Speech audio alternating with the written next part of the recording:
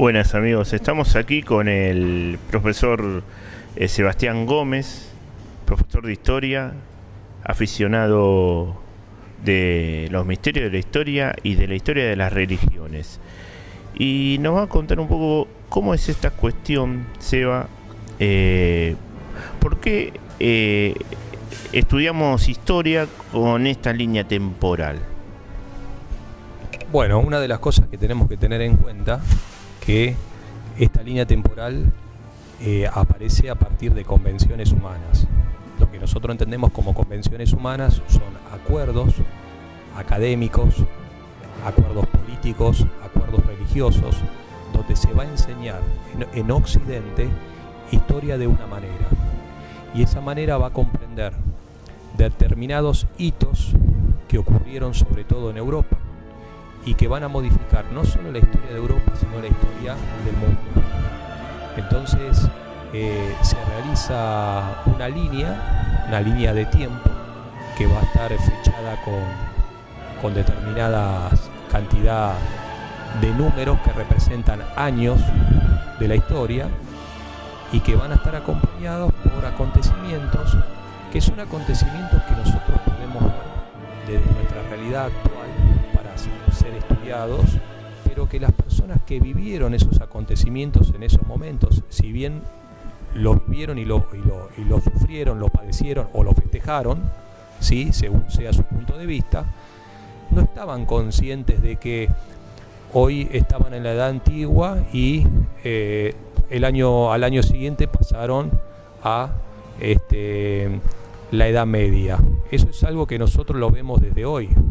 Entonces ese hombre en ese momento estaba viviendo su vida cotidiana, su vida actual, y no tenía una plena conciencia de estos hechos. Nosotros cuando miramos hacia atrás los estudiamos, los analizamos, los categorizamos y establecemos conjeturas. Bien, y más o menos esas convenciones o concilios, se podría decir, de la historia, ¿en qué época se realizaron? Digamos, por ejemplo, en la Edad Media se llama Edad Media porque los historiadores del Renacimiento lo llamaron así y establecieron, por ejemplo, el comienzo de la Edad Media con la caída del Imperio Romano de Occidente en 476, y hasta ahí llega para ellos una época de esplendor que sería la Edad Antigua, digamos, la época clásica de los griegos y romanos, ¿no? Se establece así en épocas posteriores a lo que pasó, ¿no? Claro, justamente, siempre es en épocas posteriores porque, como decíamos recién, las personas que vivieron este acontecimiento, vamos a suponer en el año 476, no es que después, cuando fue el año 477, se miraron y dijeron, bueno, el año pasado se terminó la edad antigua y ahora pasamos a la edad media, sino que son conjeturas que se realizan a partir de convenciones donde se establece una forma de estudiar historia, de enseñar historia y de hacer historia también, porque todo lo que se estudia, todo lo que se investiga y todo lo que se aporta siempre va a ser dentro de este marco que ya está predeterminado, ¿sí? Y nosotros tenemos que tener en cuenta que esto es para Occidente, porque si nosotros vamos a la zona de Oriente, vamos a ver que están viviendo otros años, tienen otra periodicidad en su forma de estudiar la historia. Por lo tanto, nosotros tenemos que entender esto como un fenómeno regional que está muy bien que sea estudiado, ¿sí?, pero también vale la pena poder estudiar la historia desde los puntos de vista de otros pueblos. Ahí tenemos, como dijiste, otras nociones de tiempo. También tenemos el Año Nuevo judío, chino. Por ejemplo, lo que se vive en Arabia no es lo mismo, misma visión occidental, ¿sí? Hay mucha diferencia, ¿no? Obviamente que hay que tener en cuenta que en la historia la civilización occidental también fue influida por cosas de los árabes, de los musulmanes, ¿no? Muchas cosas. Pero en cuestión de tiempo, ¿cómo empezaría a periodizar el tiempo? Eso de ¿por qué se establece un año cero o es el año uno? ¿Cómo es eso, Seba? Bueno, en realidad si nosotros lo racionalizamos no existiría el año cero.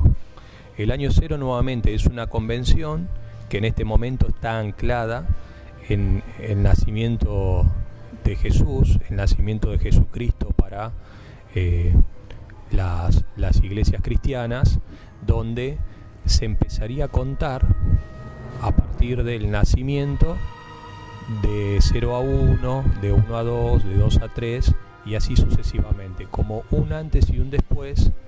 Ese acontecimiento que fue para la religión la llegada de Jesucristo, que es el Dios hecho carne.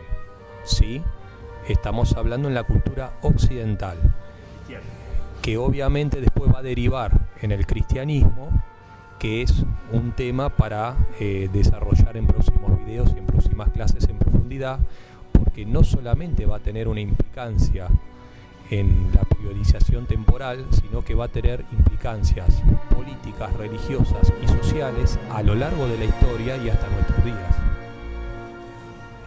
Bien, mucha influencia en el occidental del cristianismo, ¿no? Como por eso el año cero con el nacimiento de Cristo.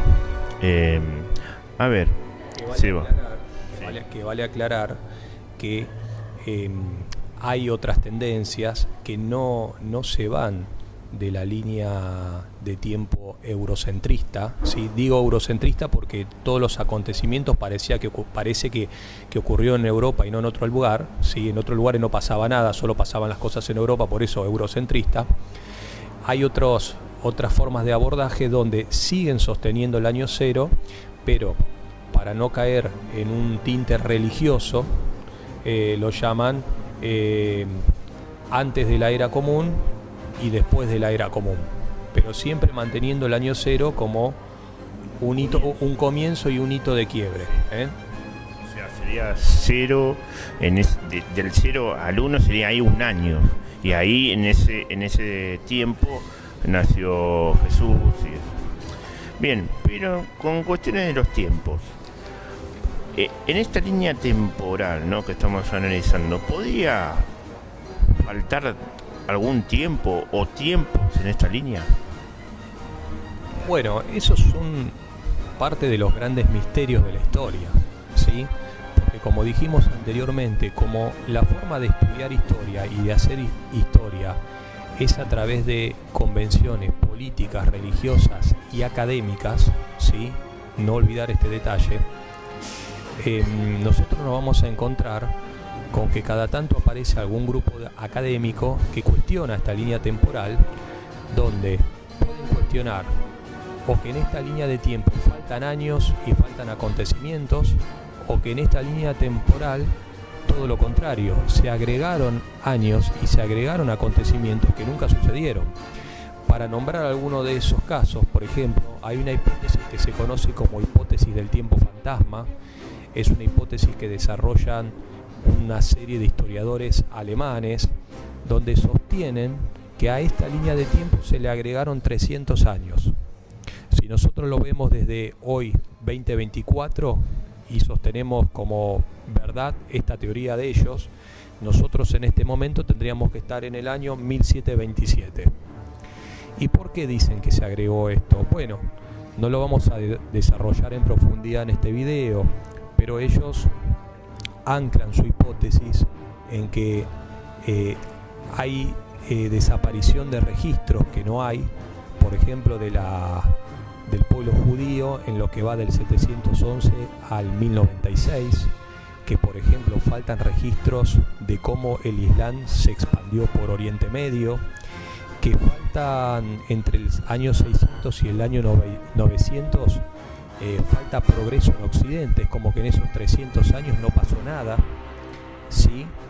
Y esto también ellos citan determinadas construcciones de arquitectura, donde dicen que la forma de construcción de determinados edificios no tienen un anclaje progresivo en años anteriores. Es como que de golpe se pasó a la construcción de una forma de ciertos edificios donde no se puede rastrear por qué tal avance en arquitectura, ¿sí? ¿Y ellos a qué aluden esto? Bueno, ellos dicen que el emperador Otto III, un emperador del Sacro Imperio Romano, vivía en forma contemporánea al Papa Silvestre II y que ellos estaban en el año 600. Entonces del año 600 al 1000 estaban muy lejos y ellos querían vivir el milenio. Por lo tanto, del año 600 al año 900 agregaron 300 años de historia, donde en esos 300 años de historia estaría comprendida la historia de Carlomagno, ¿sí? Que según estos historiadores sería una invención del emperador Otto III como un superhéroe que él tendría ganas de ser, y ellos en la historia oficial terminaron viviendo el milenio, ¿sí? Y terminaron muriendo después del milenio, ¿sí? Habrá 1 o 2 años de diferencia entre la muerte de ambos. Entonces estos historiadores sostienen esto. Bueno, nosotros no tenemos manera de corroborarlo, ¿sí? Porque nos dedicamos a estudiar las publicaciones oficiales que produce la academia y nos manejamos con ese contenido, pero de alguna manera vale la pena prestarle atención a estas teorías y tal vez profundizar en su investigación. Sí, es muy interesante y lleva a estas ideas de estos papas, o se manejaron las ideas del cristianismo y bueno, y emperadores, ¿sí? Todo de acuerdo, manejaron el tiempo de acuerdo a sus intereses políticos e históricos, ¿no? Para engrandecer a un emperador o reescribir la historia, ¿no? ¿Sí? Sí, claro, nosotros tenemos que tener en cuenta que cuando nosotros estudiamos historia, si bien la academia ha establecido una serie de métodos que cada vez fueron progresando en su rigurosidad al momento de estudiar para hacer más sustentable la disciplina, porque si no, imagínate que alguien juntaba una serie de testimonios o una serie de archivos o una serie de restos arqueológicos y con una muy buena narrativa te inventaba una historia. Pero más allá de todo eso, no podemos ser ingenuos, que en todo esto siempre hay intereses que están detrás, donde hay una forma de verse a Occidente a sí mismo. Por eso siempre digo que es muy importante también estudiar la historia desde otros puntos de vista de otros pueblos, porque es una forma de enriquecer el conocimiento y después cada uno sacará sus propias conclusiones.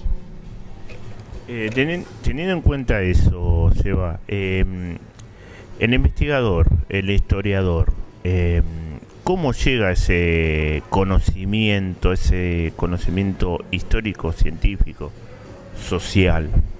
¿De qué manera? ¿Cuál es el proceso para llegar a eso? Bueno, esas son las formas que establece la academia a lo largo de la historia. Por eso hay algo que cuando se estudia la historiografía se llama la policía académica. ¿A qué le llaman la policía académica? Entre comillas, ¿no? A que hay unas personas que están en un determinado momento de la historia en las universidades y determinan cómo se debe abordar el conocimiento histórico.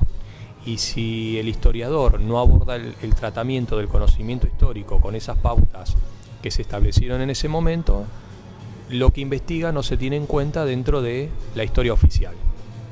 Estamos hablando de historiadores marginales. Bueno, eso ha ido cambiando a lo largo de la historia. Entonces, nuevamente volvemos a lo mismo. La forma de estudiar historia está muy relacionada con el momento político, el momento cultural que se vive en su momento y la forma de abordaje.